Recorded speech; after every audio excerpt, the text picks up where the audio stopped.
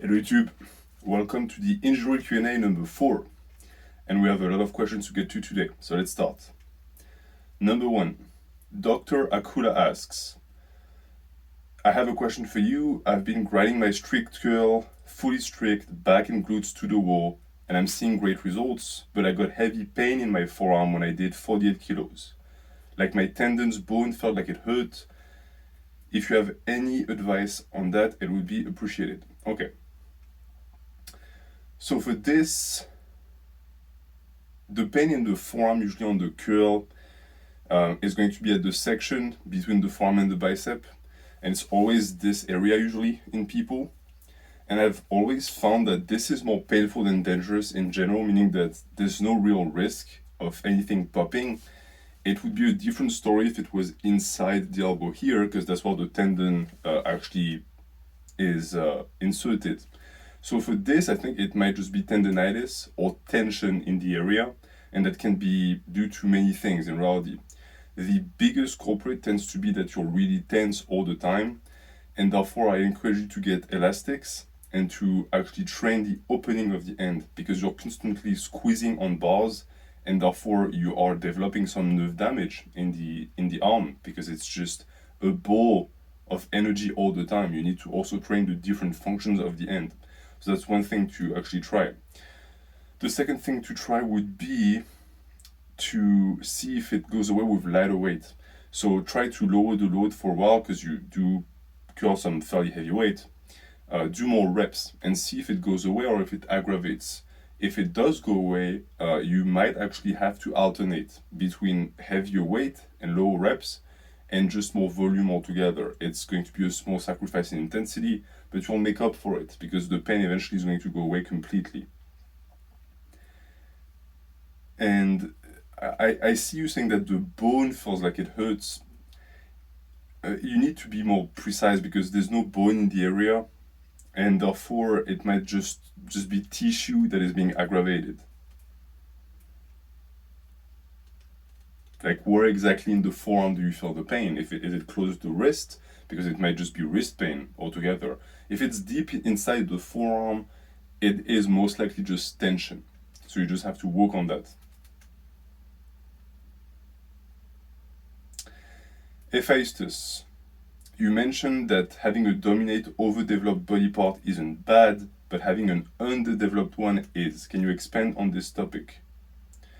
For injury prevention, developing an agonistic is important, but how important is it compared to the relatively large body part? So it's the way I think about this and the mentality that I have. I see a lot of people think that if you have a muscle group that is too big or too strong, it's going to by default create problems. And to me, that's not the right way to think about the problem at all, because it's going to discourage people from training certain body parts. I hear that all the time about the health of the knees, for example. You hear people say, oh, if you have quads that are too developed, you're going to have knee pain. Well, that's not really the case. You would have if your hamstrings and posterior chain were completely underdeveloped, but you can have a quad dominance, still have some muscle and development in the hamstring and glutes, and have no knee problems. If anything, the dominance of the quad is going to prevent knee problems. For me, for example, when I had terrible patellar tendonitis all the time, what cured it was not necessarily training my glutes or hamstrings. What cured it was to develop the quads. Because every time a tendon gets aggravated, it means that the tendon is doing too much work. So a good way to actually heal that tendon is to give the muscles around the tendon a boost so that they can actually do more work. Of course, it's easier said than done, because a lot of the time, if you try to train the muscle, the tendon is going to be aggravated. So you need to find a way around that. But once the muscle has caught up and is strong, the problems go away. For me, when my quad started really blowing up, the knee pain just went away. And therefore, that's how I think about this.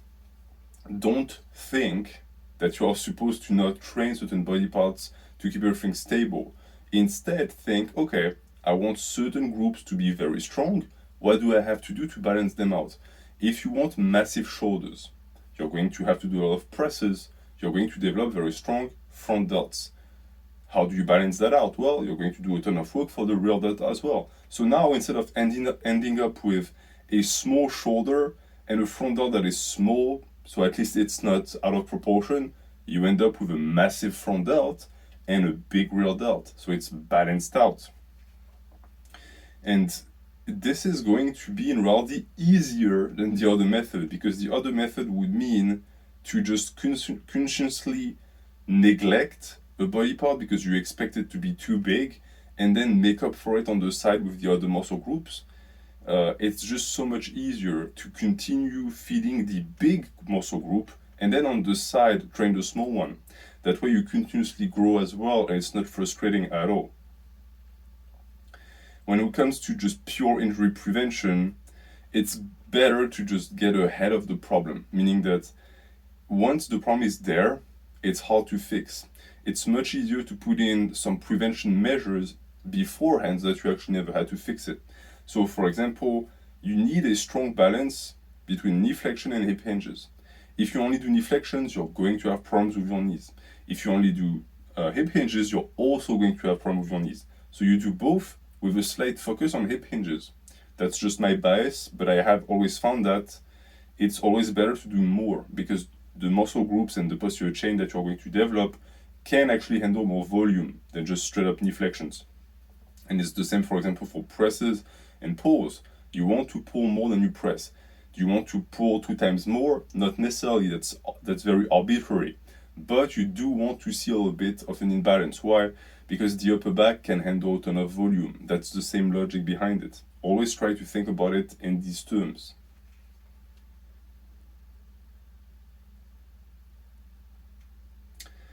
Karim Eltawanzi. I received my first injury last week. My doctor believes it's a muscle strain. I can't be sure, but likely it's in the right pec. At first, I only felt pain when I took deep breaths and braced, okay? So I thought it was very minor. Then on a push day, it felt really bad, and I felt pain spreading through my chest and upper back. Whenever I move my right arm now, it feels like something stabbing me under my right shoulder blade. I took a break from presses, but today, doing good mornings, I heard a pop and more pain resumed in the same area. What does this sound like to you? Is my only solution to take a break? I've been going strong for a year, never taking a day off my program. Some lifts I do may have caused this last week. Heavy dumbbell pullovers. Okay, 1 day of weighted chin-ups without warming up. 1 day that I grinded reps on bench after plateauing for a month. Okay, first off, I'm not a doctor, so it's just going to be the diagnosis of someone who is going to go off from his own experience. From what you said, at first it sounded like a pec strain. And pec strains are extremely painful, but they tend to just go away by themselves when you leave them alone. The problem that I see here is that you should not have felt it on a good morning. It's meaning that it's something else. It's another muscle or another structural part of the body that is involved in the press. And from what you say here, it is very likely that you pulled or you tweaked something in your shoulder blade, because the shoulder blades stabilize the bench, and therefore they are going to be involved when you bench as well, so you're going to feel it. My question is, from what I remember, you told me that you did that on the bench, but then you told me also here that it might have been doing chin-ups or pullovers, which is much more likely. A lot of people hurt their shoulders doing pullovers because they don't really have the mobility, they try to overextend. And what you could have pulled in this situation is just a small muscle, or you could even just have aggravated a nerve, meaning that it's extremely common to have pain in the upper back, and it's nothing major, it's just a nerve that is not in the right position anymore, and that is causing a lot of pain, because of course they are going to send a lot of signals to the brain that are going to be extremely painful. Now, the reason why that could have actually aggravated itself during the good morning is because your thoracic extension relies on the muscles of the upper back, and therefore that muscle popped. It had a weakness and it popped. And as for the reason why you might feel it in your chest, it might just be radiating. So it's like it's connected to the muscle, so you feel it in the muscle. So it's one of two things. It's either a pec strain or it's an upper back strain of some sorts. In your situation, you try to push through and it didn't work. What you're going to want to do here is maybe take 2 days off completely from the gym and then go in and assess. Look at the exercises you do. If there are exercises that you do that create pain, I would say don't do them. And if there are exercises that don't, do them. If every single exercise actually creates pain, it is time to actually see a doctor. I would still advise you to see a doctor regardless, but if every single movement hurts, most likely it's something that is not necessarily serious, but that needs to be surveyed and observed a little bit more. Because you actually tried to be a little bit cavalier about it and it got worse. So even though I do think that most of the time you should push through injuries because they're not real injuries, in your case it does sound to be relatively serious. The fact that you feel pain when you take deep breaths also points towards the fact that it's not a pec strain. Pec strains don't really hurt when you breathe or when you brace. It could also be a rib injury or an intercostal rib injury. That is possible because most people think we only have ribs here. Your ribs go all the way. It's called a rib cage. It's a cage for your organs. So it might also be that. Yeah, it might also be that. So I would say be careful. Don't do pulls. Be very careful with pulls. Most likely what's going to happen with you is your ability to train upper and legs is going to come back before you can start doing pulls. So most likely good mornings, squats of all sorts will come back first. Then it's going to be presses, vertical first and then horizontal. Then it's going to be deadlifts, pulls from the floor. And lastly, anything involving like rowing motions that will come back last. So keep that in mind when you try to get back into the gym. And of course, you already know it now, but never lift heavy without warming up. Do not grind ugly reps. It's completely useless. There's no point. And be careful with pullovers. They put your shoulders in a stressful position. That's why I always advise you, never less than 6 reps on the pullovers. There's no point in going lower.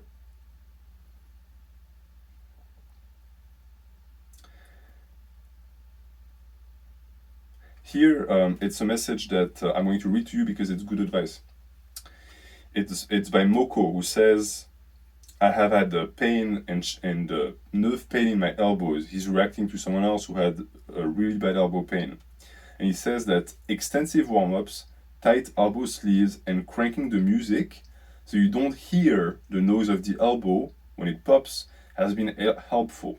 So the advice, 1, you warm up. Okay, you get warm, that's very important.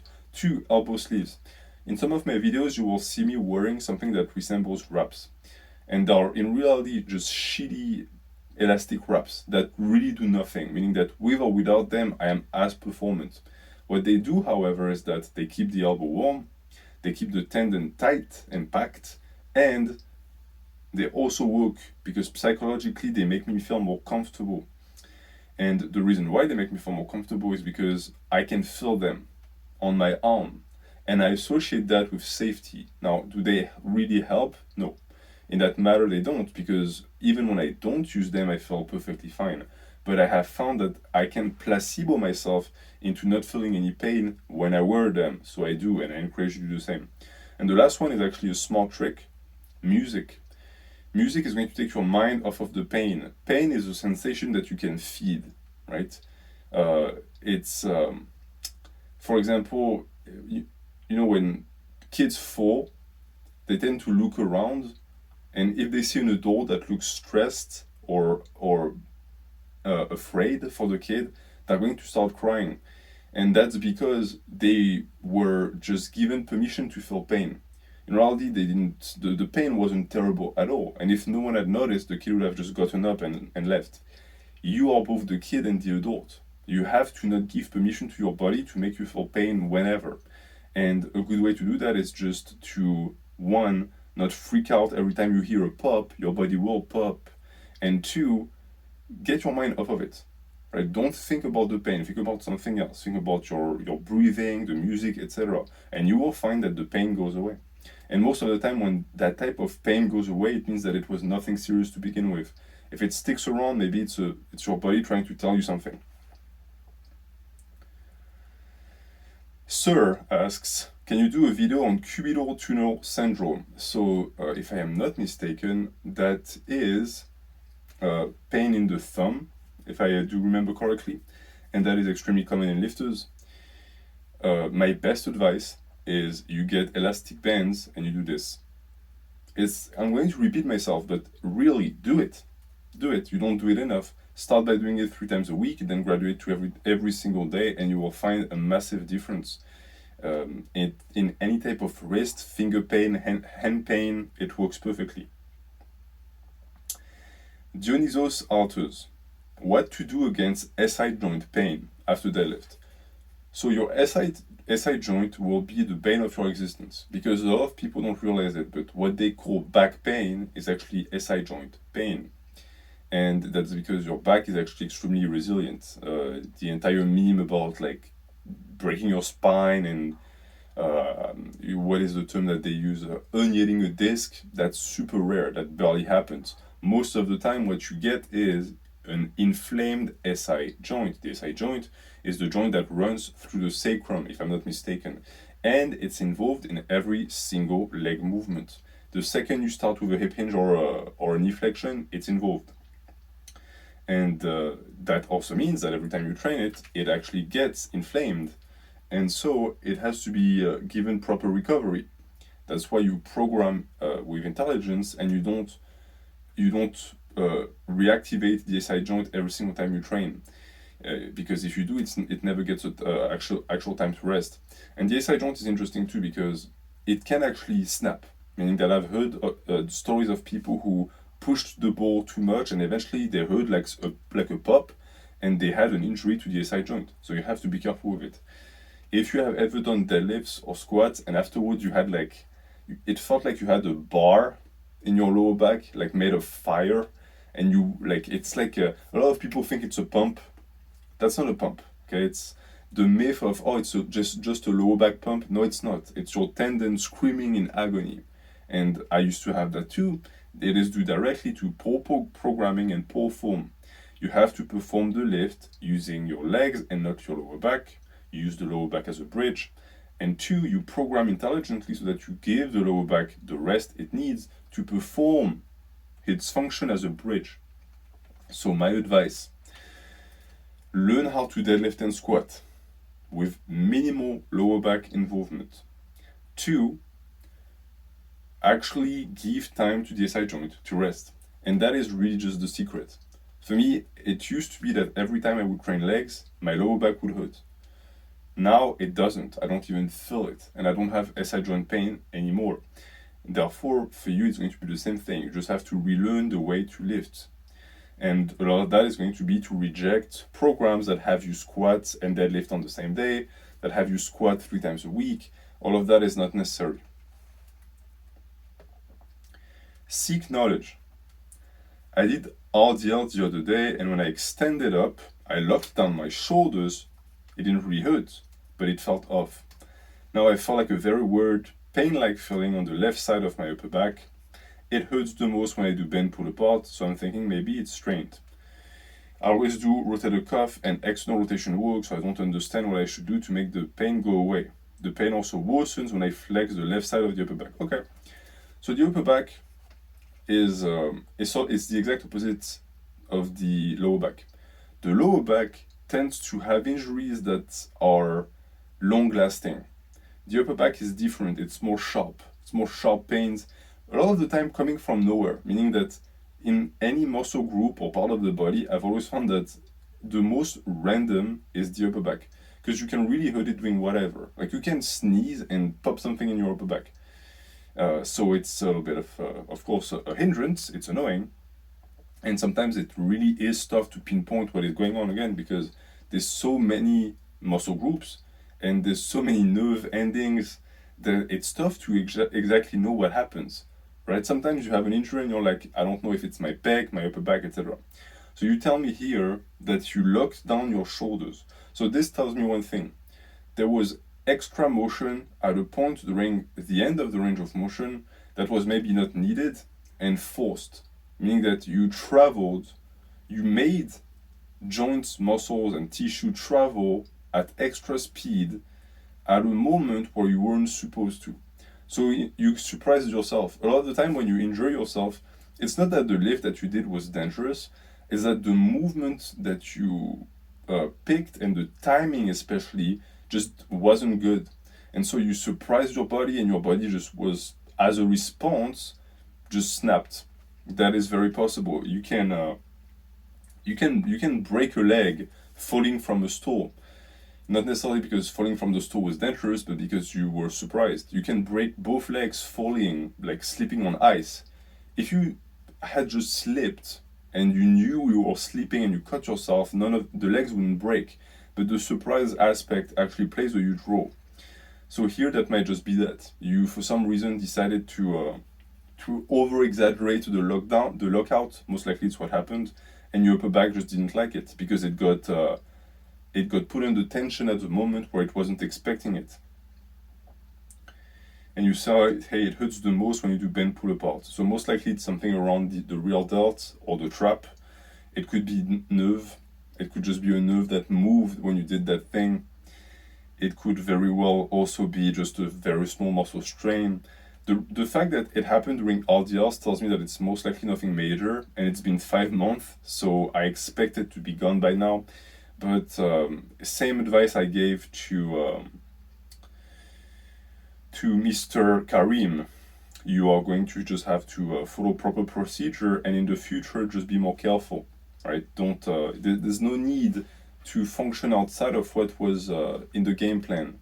I doubt that you wanted to actually lock down the shoulders hard on an RDL. There's really no point.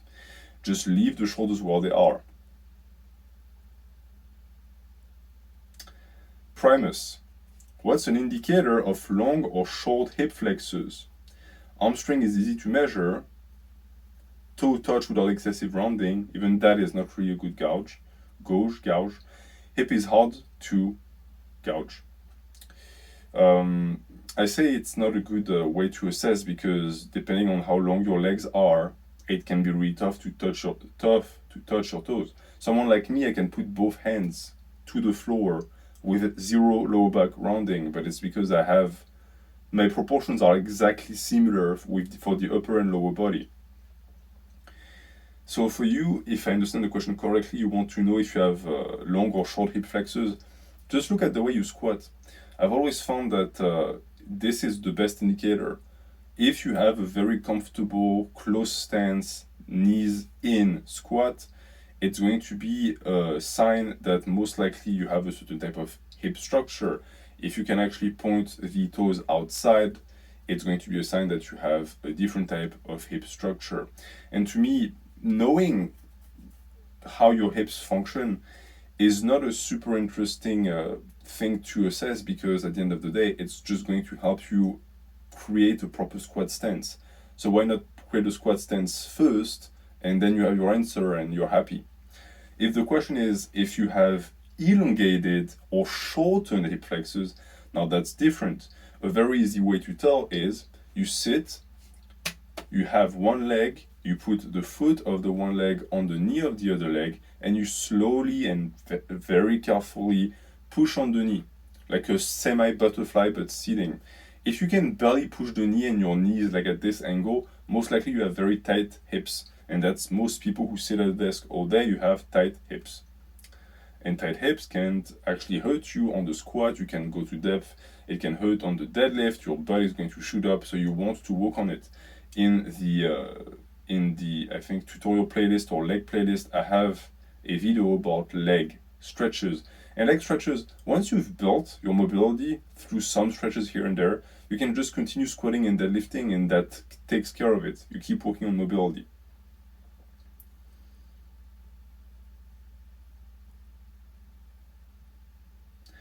Shown. Whenever I do bicep curls, I always get forearm pains. It's a quick flash of pain in the middle of the forearm at the top before I go down again. I also get pain when letting go of the weight after a set.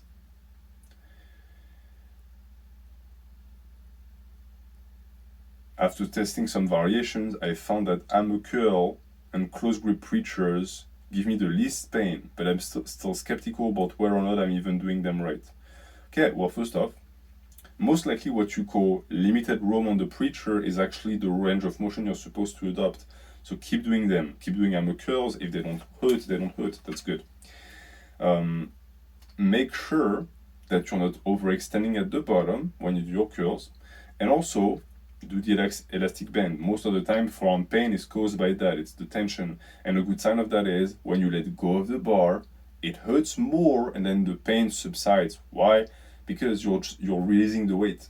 Right? It's that squeezing of the bar. And I would also say, I know it's an advice that I hear given a ton, to squeeze the bar. Squeeze the bar on the bench, on the deadlift, etc. to be stronger. I've always found that to be a little bit of a myth. It's more psychological than physiological, in my opinion, meaning that you don't really have to squeeze the bar like a maniac.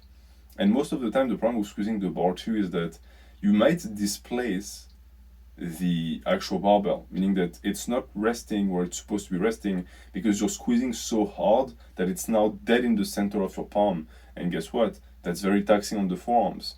So maybe relax a little bit, relax your grip a little bit and see if it helps.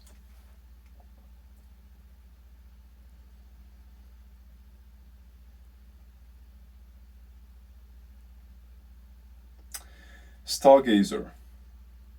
Suffered with off and on medial epicondylitis for quite some time now, has been severely inflamed by grappling in the past, but recently is flaring up on squats. So he's telling me that he has a narrow grip low bar squat, which is the reason why you have that pain, and he's telling me that he's tried everything pretty much. Adjusting grip, starting more bent over, trying grip with thumbs, adjusting thumb position, and his issue is that the pain, from what I see, is the inflammation is in his hand, the thumb of his hand, and that is extremely common with people who do low bar, because if you look at the way the low bar works, the weight is, yes, resting on your upper back, of course, but because of the position of the hands, there's also a large load that is handled by the hand, whereas on the high bar, it doesn't work like that at all, meaning that what is actually holding is the palm in itself. It's because you're essentially in a position where you're pretend pressing the weight, but you're just applying force to keep the ball balanced on your traps. Is the reason why also you can see certain high bar squatters squatting without their hands because they can just balance the weight. I have never seen someone do low bar able of doing that. What does it mean? It means that when you grab the bar on the low bar, you are also preventing the bar from sliding back down your back. So it's actually pressing against the meat of the hand. So that's a problem. The issue is that it's going to be extremely complicated to work around it. The best way and the best advice I could give you is you try to replicate what high bar does with the position of the palm. So instead of grabbing the weight like this when you do low bar, which means that it's going to press here, you try to grab it like this. So instead of grabbing, you're going to press up like this, and then you're going to secure. So if this is your back and the bar is here, well, the way your hand is going to be positioned is instead of being grabbed like this, it's going to be more like this. So instead of wrapping around the bar, you go slightly underneath and you press up. So now this that used to actually have contact with the bar is pressed against your upper back, and this here is still wrapped around the bar, but it's now completely focused around this area of the hand. That's where all of the weight is going to be. This might be less secure though, so you're going to have to be very careful. But that's the way I used to do low bar personally, because same as with you, wrapping the thumb gave me really terrible wrist pain. So I had to go thumbless, so I would always grab like this, and I was always finding that if I pushed like this instead of grabbing like this, it was better. So give it a try and let me know if you haven't fixed it yet.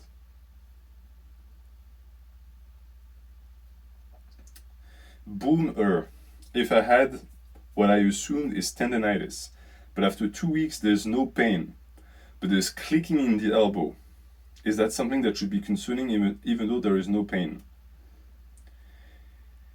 Also, do you think that elbow and knee wraps or sleeves can help in terms of injury prevention? Yes, that's actually their main purpose, is to help with injury prevention. It's not performance, meaning that I have found that most products on the market don't help much with performance, but they help psychologically. They make you feel more comfortable and therefore you push yourself more. That is what they do for you, and therefore you should invest in them because they actually do a lot for you. For your question, that's a good question. A lot of people get freaked out when they hear clickings and stuff. That's the reason why I gave you the advice of listening to music. That can actually be an indication that something isn't right and that there's a tendon grinding or bone grinding, etc., etc. But most of the time it's just random. And what could have happened in your case is you had tendonitis, the tendon inflamed, now it's resolved, the tendon is back to its normal space, but it created more of a void around itself. And it can be really minimal. But now the tendon has space to move. It can be completely harmful. I have that in my patellotendonitis. They're very mobile. If you don't like it, take an elastic wrap it around the elbow. Now the tendon cannot move anymore. But at the end of the day, I don't think it's dangerous at all. You don't feel pain, so don't worry about it.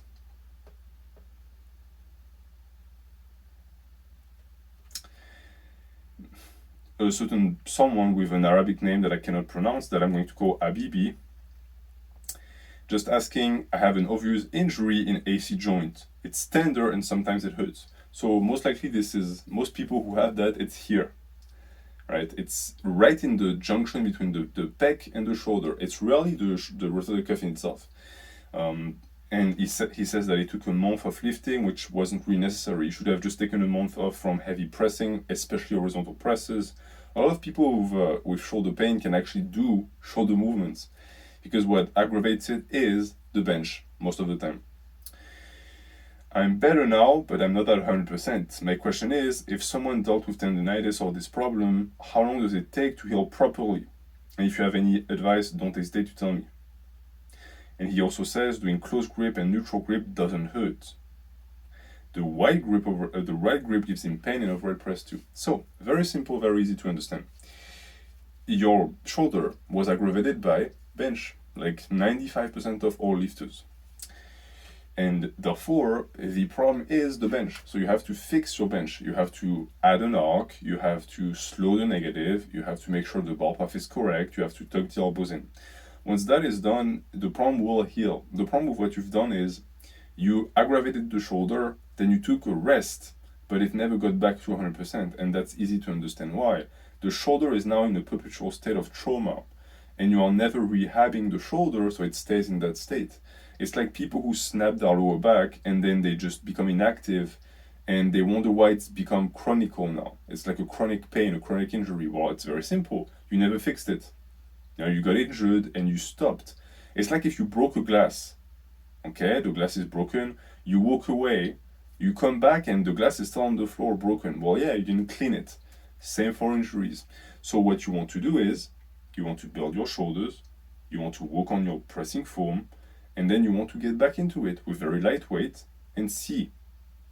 Build up, and you will notice that after a while, you'll be pressing the same weight with no pain.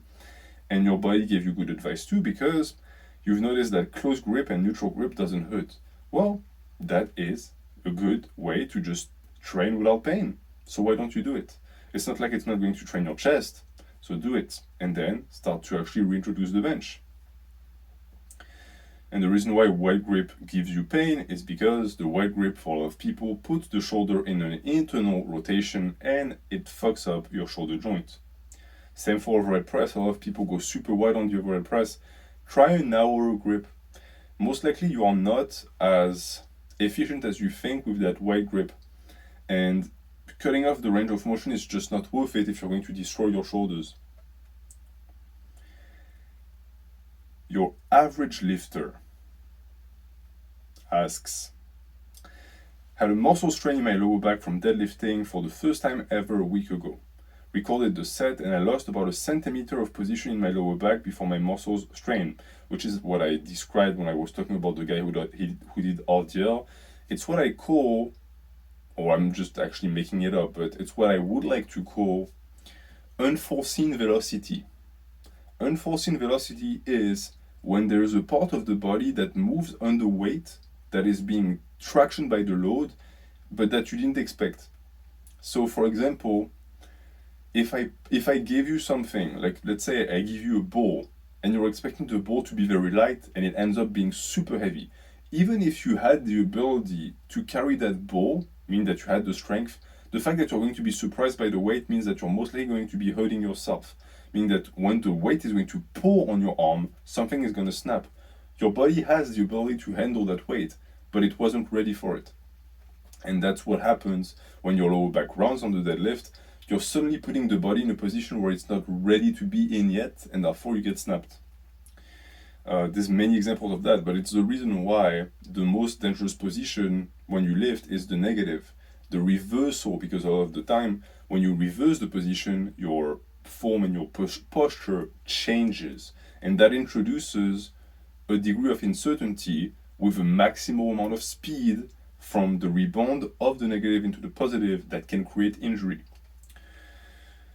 So you say, I'm guessing this was the reason, although this has never happened to me before. It was just a muscle strain, you got back to it after 3-4 days, but there's a lingering nerve type pain in my upper glute to lower back, okay? That might be your SI joint. This was here for a while and would always present itself after deadlifts or hip hinges the next day. Most likely it's the SI joint. Now it's with you most of the day at 210 pain. You cannot pinpoint where it is, and you pride yourself on good form. Yes, the problem with good form, and it's the trap that many people fall into, is that even if you have perfect form, it just takes one day of mediocre form to get injured. And the problem is that once the injury is there, good form or not, it's still going to hurt. Because what is going to fix the problem is not good technique from now on, it's going to be good rehab. And good technique should just be a given. It's going to continue to keep you healthy. And you say that it is between the upper glute and lower back. So yes, SI joint 100%. So the SI joint is a very capricious mistress, because sometimes it just hurts and nothing works. And the worst part too is that it's deep, right? It's not like the tendon of your elbow that you can just ice or massage. Good luck massaging your SI joint. There's a bone on top of it, so it's almost impossible. So all of the rolling stuff, the stretches I find don't really do much. What I would advise you do is dead hangs and leg raises, because these actually do traction the lower back and the SI joint a ton, and it does really feel good. So at the end of your pull days, any hip hinge you do, pull-ups, dead hangs, it's going to really help. After that, I'm going to encourage you to deload on pulls, not massively, but just enough to give yourself the chance to re-experience lower weight without pain, so that when you reapproach the working weights that you were dealing with before the injury, you're going to actually be able to attack them aggressively and not feel the pain.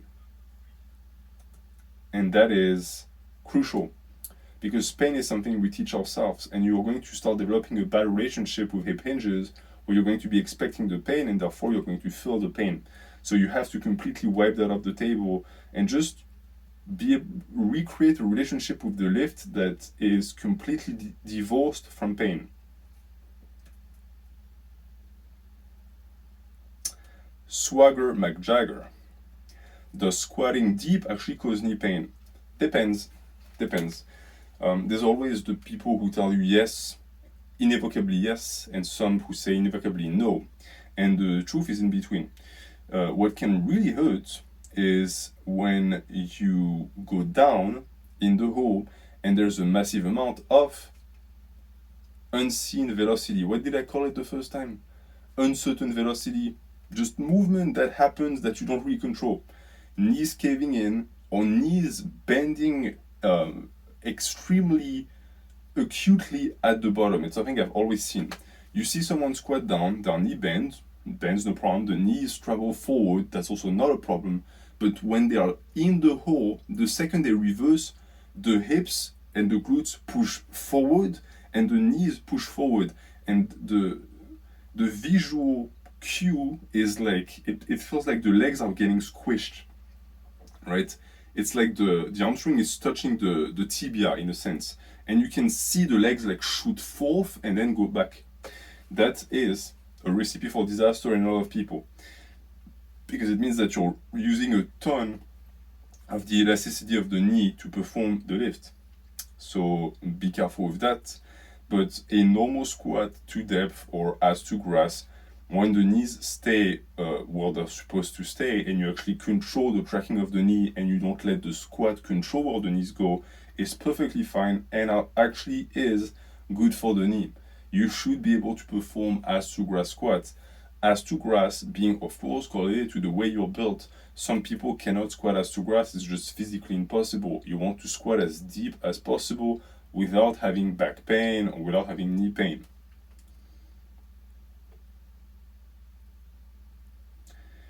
Tomer, how to fix piriform syndrome? Nerve pain on the high hamstring, low glutes, especially when squatting to depth. I have that as well. I found that the best way to actually deal with that is hip hinges focused on the stretch. If you do a ton of squats and deadlifts, you're going to start developing this because you're constantly tensing, but you're never stretching. Romanian deadlifts, hyperextensions take care of that 100%. It's amazing how well they work. You can also do leg curls, you can do Nordic curls, be careful with these, but you really have to do it. Just because you train the hamstring doesn't mean that you're training it in a way that is going to prevent injury in the long run. And an hamstring or a glute pull is not funny. It's not a good time. So you really want to make sure that you don't let your hamstring devolve and be too tense. All right, we're almost done. Blade strike. I get wrist pain every time I finish doing easy bar curls.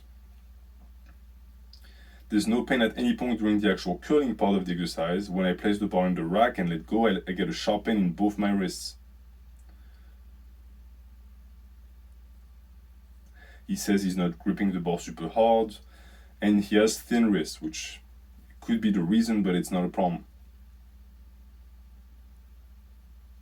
And it's the only lift that causes the problem. So, first off, think about the position of your wrist as you do your curls. Is it neutral? Is it engaged? Or is it relaxed?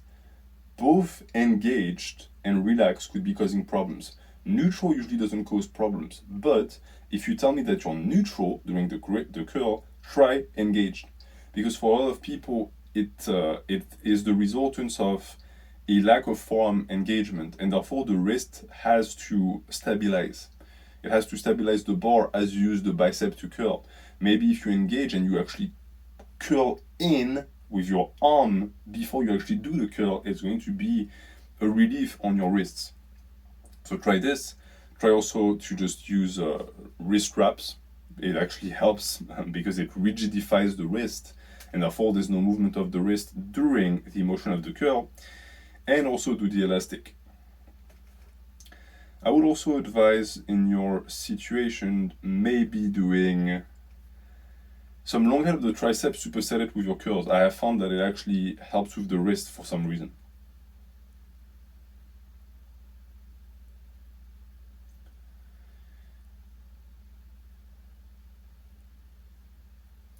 Daniel M has a long question.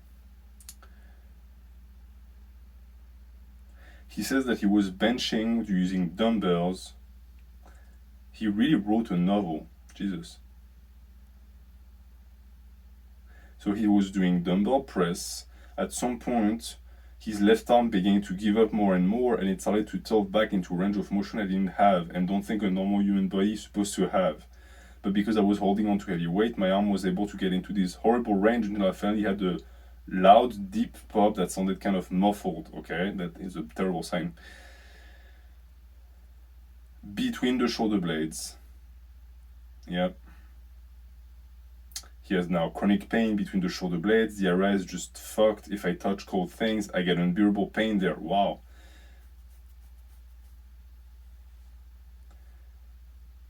After this day, I quit working out. So you quit working out because you had a ton of injury that was the same.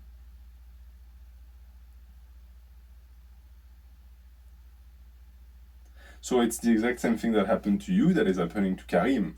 So Karim, actually, I would advise you go back to the injury Q&A number 3 and you read through his thing, because it's a good example of what could happen to you if you're not careful. So what happened to you is you did presses, and you got into a position where your upper back was not supported anymore, but you kept pressing. So the lack of support had to be counterbalanced by something. Your upper back became that something, and it snapped.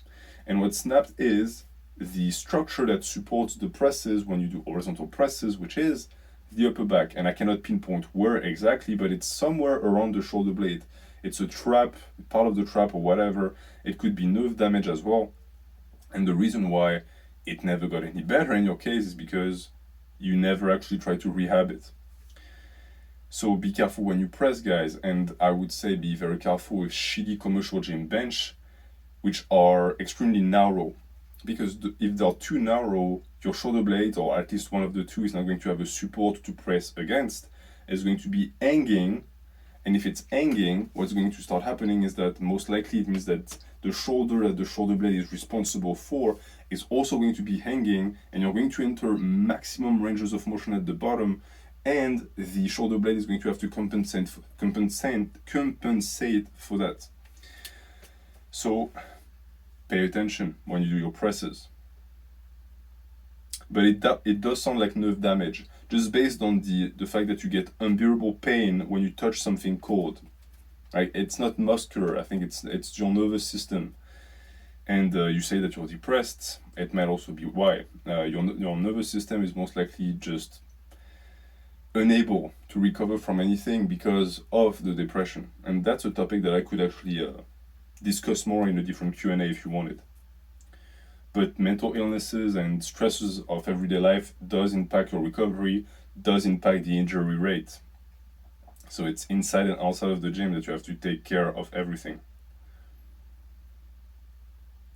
Yeah, and you crack. So the thing with you too is that it devolved. An injury is like a black hole.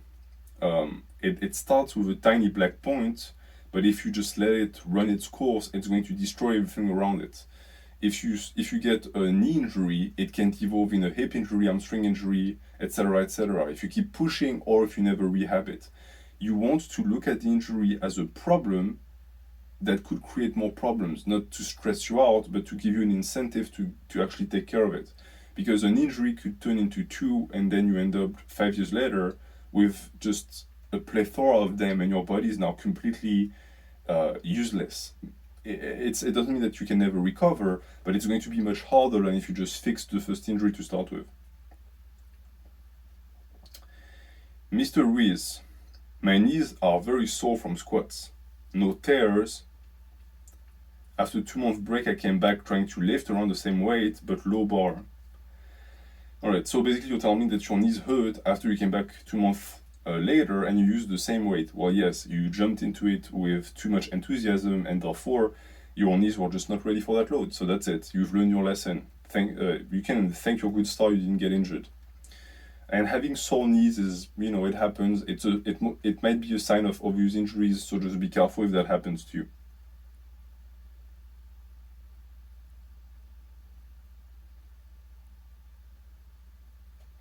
And the last question is by David, who has very bad lower back pain. And he says that he started deadlifting, but he had to stop because the pain was unbearable. He has problem with squats too because he gets pain in his left groin. Okay, that could be potentially dangerous. Okay, so okay.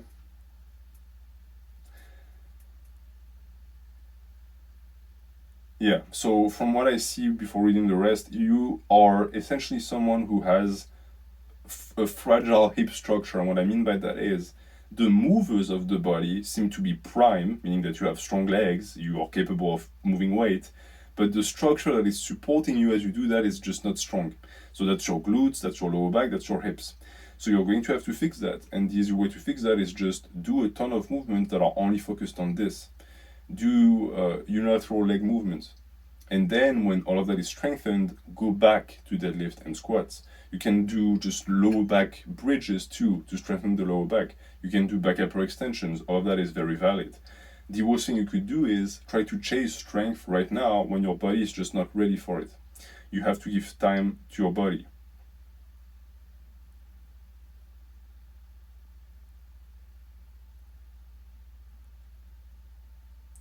And you tell me that you saw a physical therapist who also had the same assessment than I just did, but what they have you do is too late. And you think that it's not going to help. Yes, I would agree, it's not going to help. You can continue with them, I'm not saying just stop going there, but you want to lift weights, you want to do resistance training, but you want to do it with movements that don't hurt, and then on the side, do movements that are painful with a lot of weight that you just do with lightweight. You don't have to stop squatting. You tell me you can squat 3 plates, why don't you just squat 2 plates instead? There's no pain, right? But it still is going to reinforce your mobility and keep you relatively strong and active on the movement. So that's what you do. Your intensity and your drive for progression is going to be on movements like the hip thrusts and the back upper extension to really build those areas. And then on the deadlift and squats, you're going to focus on, relatively high volume, low intensity, and perfect execution, recovery, and sensation. And that should keep you from injuring yourself, and that is going to prevent injuries to arise in the future when you start lifting heavier and heavier. And that is the end of this injury Q&A. So if you have any questions, let me know for the installment number 5. Have a good day.